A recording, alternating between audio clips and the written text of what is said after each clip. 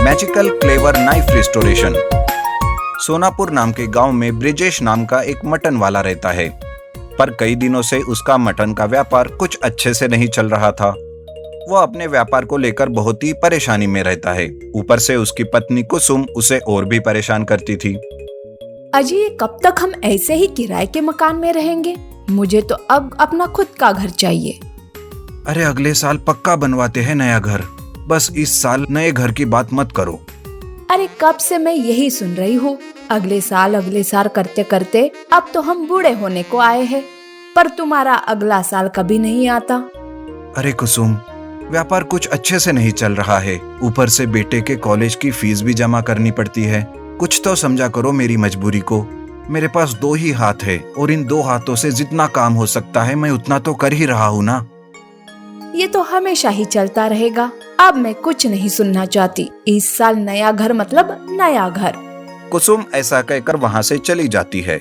उन दोनों का एक बेटा निखिल, जो कि केमिकल इंजीनियरिंग में पढ़ रहा था। अब तो ब्रिजेश कुसुम की नए घर की बात से परेशान हो चुका था और अब वो ठान लेता है कि नया घर बनवा ही लिया जाए।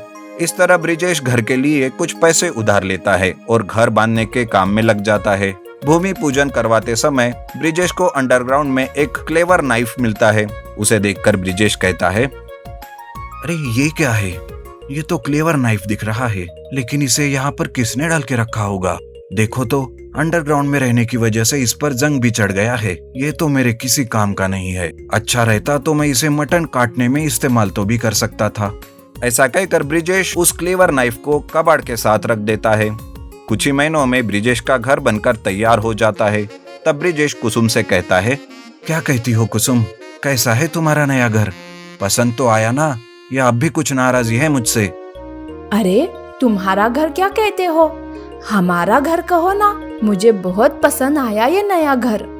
तभी कुसुम की नजर उस अंडरग्राउंड में मिली हुई क्लेवर नाइफ पर जाती है और उसे देखकर वो कहती है, अजी सुनो जी, ये जंग चढ़ा हुआ चाकू ऐसे रास्ते में मत रखो, किसी को लग सकता है।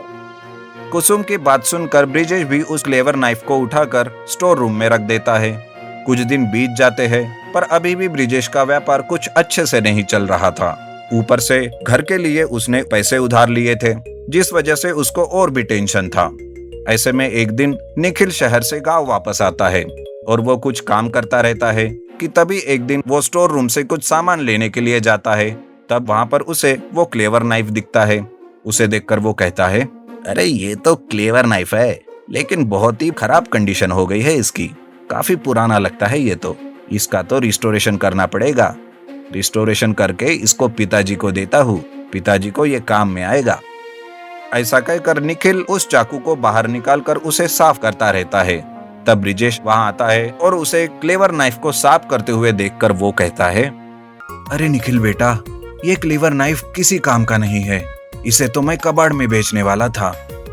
अरे पिताजी, मैं इस क्लेवर नाइफ को केमिकल से ऐसा रिस्टोरेशन करूंगा कि आप समझ नहीं पाओगे कि ये नया है या पुराना। अरे क्या बात कर रहे हो बेटा, भला ऐसा भी हो सकता है? इतनी जंग लगी हुई कोई चीज नई जैसी बन सकती है? पिताजी आप बस देखते जाइए मैं क्या करता हूँ। ऐसा कहकर निखिल उस जंग चढ़े हुए क्लेवर नाइफ को केमिकल का इस्तेमाल करके रिस्टोरेशन करता है। केमिकल के वजह से बस कुछ ही वक्त में क्लेवर नाइफ पर चढ़ा हुआ सारा जंग उतर जाता है और उसे फिर से भट्टी में गर्म करके निखिल उसे तराशता है। कुछ ही देर में वो चमकने लगता है। तब वो ब्रिजेश के पास जाता है और वो कहता है, पिताजी ये लीजिए मेरी तरफ से आपको तोहफा, अब तो इसी से आप मटन काटिएगा। अरे बेटा ये क्या? अगर उस पुराने क्लेवर नाइफ से काम नहीं बन रहा था तो नए खरीदने की क्या जरूरत थी? बेवजह पैसे खराब कर दिए तुमने तो। नहीं पिताजी, ये तो वही क्लेवर नाइफ है। मैंने कहा था ना आपको, आप भी खुद पहचान नहीं पाएंगे कि ये नया है या पुराना। ब्रिजेश उस क्लेवर नाइफ को लेकर दुकान में जाता है और उसी से मटन काटने लगता है। पर जैसे ही वो मटन कटता है, ठीक उसी वक्त मटन डबल हो जाता है। उसे देखकर ब्रिजेश बहुत ही चकित हो जाता है और वो कहता है, अरे बाप रे, ये क्या हो रहा है? लगता है ये कोई मामूली क्लेवर नाइफ नहीं है, ये तो मैजिकल है। भगवान ने ही इसे मेरे पास भेजा है मेरी मदद करने। उस दिन के बाद से ब्रिजेश के दिन ही बदल जाते हैं।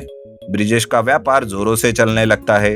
उसे उस मैजिकल क्लेवर नाइफ की वजह से ब्रिजेश को प्रॉफिट ही प्रॉफिट होने लगता है। फिर आए हुए प्रॉफिट से वो अपनी उधारी चुकाता है। निखिल के भी पढ़ाई का वो अच्छे से ध्यान रखता है। अंडरग्राउंड में मिले उस मैजिकल क्लेवर नाइफ की वजह से ब्रिजेश को ढेर सारे पैसे मिलने लगते हैं और वो अपने परिवार के साथ हंसी खुशी से रहने लगता है। Underground restaurant. बीजापुर नाम के गांव में सोडी नाम का एक आदमी खाना बनाने का बहुत शौकीन रहता है, जिस वजह से वो बहुत सोचता है और एक रेस्टोरेंट डालने की ठान लेता है। वो गांव से लगे हुए नेशनल हाईवे पर एक जगह खरीदता है और वहां पर रेस्टोरेंट खोलता है। वो अपने रेस्टोरेंट को अच्छी तरह से सजाता है और उसका उद्घाटन गांव के स्कूल हेडमास्टर से करवाता है। मेरे इस रेस्टोरेंट को शुरू करने के लिए गांव वालों ने जो सहयोग किया है, मैं उसके लिए आप सभी का हमेशा आभारी रहूंगा।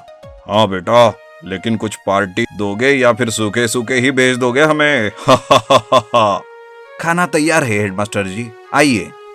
सोडी गांव वालों को खाना खिलाता है और उस दिन से सोडी का रेस्टोरेंट शुरू होता है। रेस्टोरेंट हाईवे पर होने के कारण सफर करने वाले यात्री रेस्टोरेंट पर रुककर खाना खाकर फ्रेश होने लगते हैं। लेकिन एक दिन अचानक किसी बीमारी के चलते पूरे देश में लोगों को घरों से बाहर निकलना बंद होता है, जिस वजह से बाजार और सब बंद करना पड़ता है। सोडी को भी अपना रेस्टोरेंट बंद करना पड़ता है। लगातार कुछ महीने बंद रखने के बाद कुछ सेवाएं शुरू करने की इजाजत सरकार देती है, जिसमें सोडी को भी रेस्टोरेंट से सिर्फ पार्सल सर्विस शुरू करने की इजाजत मिलती है। लेकिन पार्सल सेवा शुरू करके उसकी कमाई ठीक से नहीं हो पाती। इसी चिंता में सोडी बैठकर एक दिन सोचता रहता है। तभी उसका एक दोस्त उसके पास आता है। अरे सोडी, इतनी चिंता में क्यों है तू? अरे क्या करूं, पार्सल सर्विस से कमाई नहीं हो पा रही है और रेस्टोरेंट शुरू किया तो पुलिस आकर बहुत मारेगी, साथ में हमेशा के लिए रेस्टोरेंट को भी बंद कर देगी। क्या करूं समझ नहीं आ रहा। अरे मेरे पास एक आइडिया है, अगर तू कहे तो बताता हूँ। हाँ हाँ बता मुझे। सोडी का दोस्त उसके कान में धीरे से आइडिया बताता है। सोडी उसे सुनता है और वो वैसा ही करता है। वो अपने दोस्त के साथ रेस्टोरेंट के अंडरग्राउंड में जाता है। वहां पर काफी खाली जगह होती है। सोडी ऊपर पार्सल सर्विस दिखाकर नीचे में चुपके से अंडरग्राउंड रेस्टोरेंट शुरू करता है, जिस वजह से वहां पर खाना खाने के लिए आने वाले लोगों को सोडी चुपके से अंडरग्राउंड रेस्टोरेंट में भेज देता है। इस तरह से सोडी अंडरग्राउंड रेस्टोरेंट चलाने लगता है। लेकिन एक दिन रेस्टोरेंट पर काफी सारी गाड़ियां देखकर पुलिस उसके रेस्टोरेंट पर आती है और सोडी को पूछती है, अरे ये क्या, इतनी सारी गाड़ियां यहाँ कैसे? क्या तुमने रेस्टोरेंट शुरू किया है? जी नहीं सर, ये तो पार्सल लेने के लिए आई हुई गाड़ियां है। यहाँ मैंने कोई रेस्टोरेंट शुरू नहीं किया। झूठ तो नहीं बोल रहे हो तुम? बहुत डंडे पड़ेंगे। आपको यकीन नहीं है सर? तो आइए मेरे साथ, मैं दिखाता हूँ आपको। सोडी इंस्पेक्टर को रेस्टोरेंट के अंदर ले जाता है। जाते जाते धीरे से फोन करके अपने दोस्त को बता देता है और वो दोस्त अंडरग्राउंड में सबको शांत रहने के लिए कहता है। इंस्पेक्टर अंदर जाते हैं। अंदर जाकर इंस्पेक्टर को कुछ नहीं दिखता। वो देखता है कि रेस्टोरेंट की कुर्सियां टेबल पर उल्टी रखी हुई है। ये देखकर वो कहता है, ठीक है, सब कुछ ठीक है। जी सर, मैं आपको कभी शिकायत का मौका नहीं दूंगा। ये बोलकर इंस्पेक्टर वहां से चला जाता है और सोडी बड़े ही चालाकी से अंडरग्राउंड रेस्टोरेंट शुरू रखता है और पैसे कमाता है। विशाल बकरी लालची मटन वाली। सीतापुर नाम के गांव में छाया नाम की मटन वाली रहती थी।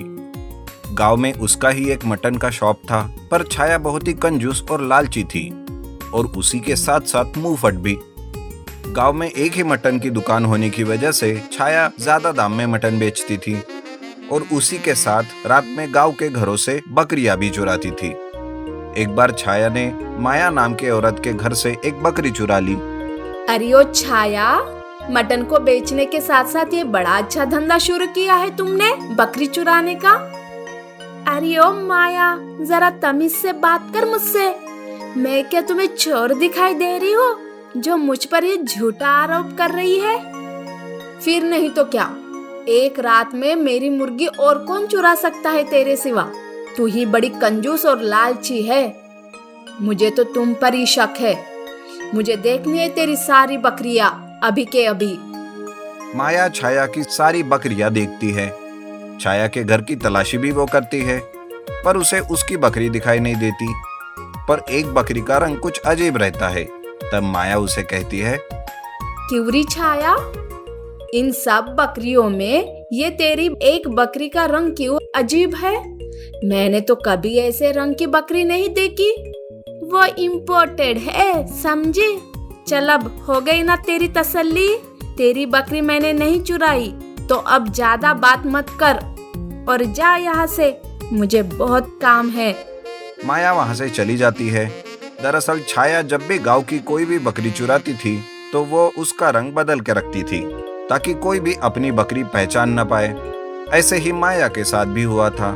इस तरह से वो छाया पैसे कमाने लगी। मटन तोलने के वक्त भी छाया हमेशा गड़बड़ करती थी। गांव के लोगों को तो ये बात समझ आ जाती थी, पर कोई भी कुछ नहीं कहता था। छाया इतनी मुंहफट थी कि कोई भी उसके मुंह ही नहीं लगता था। ऐसे ही एक बार की बात है, माया के पति जय छाया की दुकान जाते हैं और वो कहते हैं, छाया जी, हमारे यहाँ कल दावत है। दावत के लिए 100 किलो मटन चाहिए। उसके लिए बड़ा अच्छा मटन चाहिए हमें। हाँ हाँ जरूर, 1 ही किलो वाली विशाल बकरी भेजती हूँ, पर कुछ एडवांस दे दो। जय छाया को एडवांस में कुछ रुपए देता है और वहां से चला जाता है। तब छाया सोचती है, माया के घर में दावत? मेरे घर की तलाशी ली थी ना उसने, अब सिखाती हूँ उसे मजा। मुझसे पंगा लिया था ना उसने। दूसरे दिन छाया कुछ बलून वाली बकरी लाती है और उसमें हवा भर के उसे एक विशाल बकरी बनाती है और वो बलून की विशाल बकरी माया के घर भेज देती है और अपना सारा पैसा 100 किलो के हिसाब से लेती है। उधर जय दावत के लिए बकरी काटने जाता है तो धप करके आवाज होकर बलून फूट जाता है। ये सारी बात माया को समझ आती है। तब जय कहता है, अरे माया, ये देखो छाया ने कैसी नकली बकरी दी है। मैं अभी छाया से बात करके आता हूँ। अरे रुक जाइए, वो अपनी बातों से आपको ही घुमा देंगी। उससे बात करके कोई मतलब नहीं। ये छाया भी ना बहुत लालची होती जा रही है। अब तो उसने नकली बकरी भी बेचना शुरू कर दिया। उसे तो अब मैं सबक सिखाती हूँ। ऐसा कहकर माया छाया को सबक सिखाने के लिए प्लान करने लगती है। माया उसी बलून वाली बकरियों का सहारा लेती है और उन्हें लेकर छाया के घर जाती है और बकरियों की आवाज निकालकर उसे जगाती है। तब छाया की नींद टूट जाती है और वो घर के बाहर आकर कहती है, अरे अरे कौन है जो आधी रात को परेशान कर रहा है? तब एक विशाल बकरी छाया के सामने आती है और वो कहती है, मुझे नहीं पहचाना, मैं बकरी का भूत हूँ। तुमने मेरे साथ अच्छा नहीं किया है। गांव के लोगों को भी फंसा फंसा कर पैसे कमा रही हो। अब तुम्हारा बहुत हो गया। अब मैं तुम्हें खाने आई हूँ। और वो घर के बाहर आकर कहती है, अरे अरे कौन है जो आधी रात को परेशान कर रहा है? तब एक विशाल बकरी छाया के सामने आती है और वो कहती है, मुझे नहीं पहचाना, मैं बकरी का भूत हूँ। तुमने मेरे साथ अच्छा नहीं किया है। गांव के लोगों को भी फंसा फंसा कर पैसे कमा रही हो। अब तुम्हारा बहुत हो गया। अब मैं तुम्हें खाने आई हूँ। बलून की बकरी हवा में उड़ने लगती है। उसके पास आकर उसे डराने लगती है। हवा में उड़ने वाली और बातें करने वाली बकरी देखकर छाया भी बहुत डर जाती है। मुझे छोड़ दो, मुझे छोड़ दो। तुम्हें जो चाहिए वो मैं दे दूंगी, पर मुझे मत मारो। ठीक है, आज तक जिसकी भी